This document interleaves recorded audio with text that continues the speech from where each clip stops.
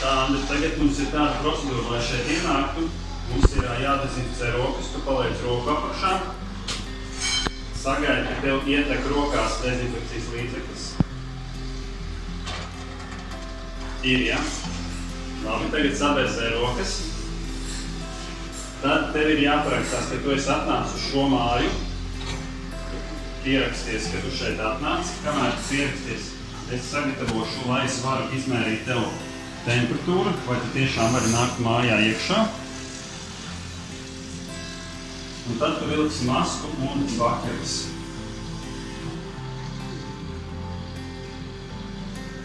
Jāskaties mani.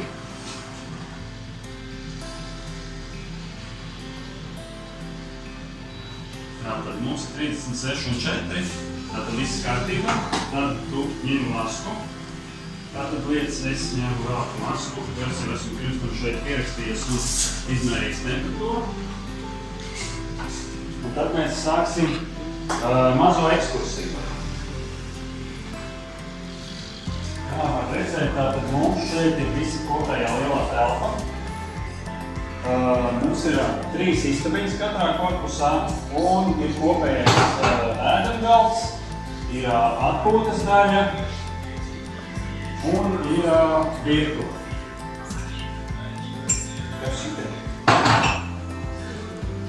Tātad mums ir aprūpētā istaba, no kuras tiek redzēts, kas notiek šeit. Man aprūpētājs atrodas istabā, tur arī monitori.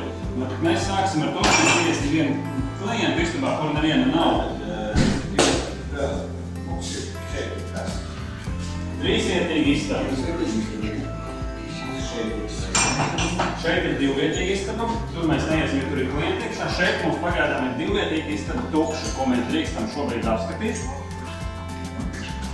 Ejam iekšā.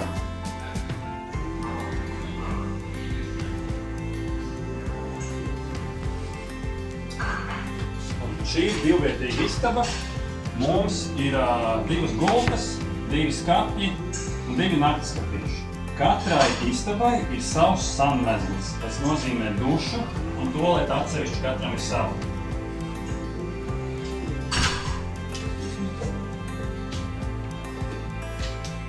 Tad, ja var iet iekšā, tad ir tā, ka ir gan pie tualetes poda, kur pieturēties vajadzības gadījumā, gan dušā ir jau iemontēts dušas krēsls, kurš ir ļoti stabils un ir arī kur pieturēties, lai varētu klients pats nomazgāties, vai arī, lai aprūpētājs varētu viņam palīdzēt.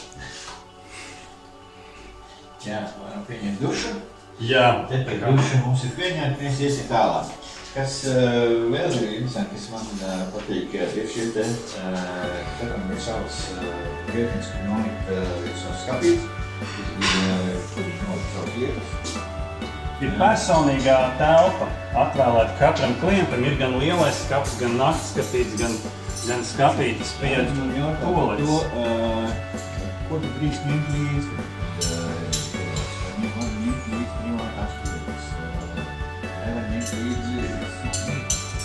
Nē, diemžēl, tā kā mēs tomēr esam sociālā institūcija, lai arī mēs izskatāmies pēc ģimenes mājas, tomēr dzīvniekus mēs nedrīkstam ņemt līdzi, bet no lietām, teiksim, var apskatīties šeit klientam, ir viņa personīgās lietas, kas te viņam patīk. Tas nozīmē gan savas fotogrāfijas, gan savu radio var ņemt līdzi, gan arī drēbes. Kā ir ar televīziju?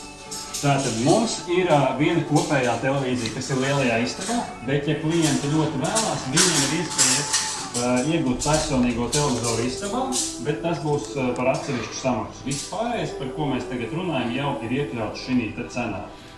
Ko glabā šeit? Šeit glabā klienti savas personīgās lietas, viņi ir sadalījuši apvilknes, kuras ir kuram, visdrīzāk, ka tur glabājas apakšveļi, es teiktu tā. Šī nav kungu istaba, bet dāmas man jautā bieži vien par to, cik daudz es varu paņemt līdzi savus kleides un garderobi. Tātad mums ir, es nevēršu kāds kartu vaļā, mums tātad vienā pusē ir karamās drēbes un vienā pusē mums ir plauktu sistēma. Tā kā visi var būt sieviešu garderobi, ja mēs varam iedomāties, sieviešu garderobi nevar paņemt līdzi. Būtu, jā, noteikti būtu jāņem tas pats nepieciešamākais abām sezonām.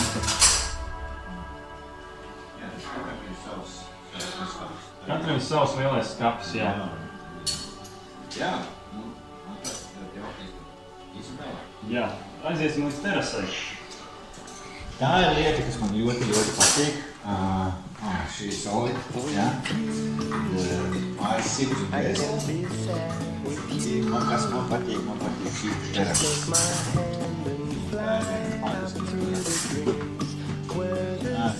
Šī terasa var nākt laikā. Jā, tā ir tā lieta, ka šī terasa ir klāt viena no mūsu terasēm trim.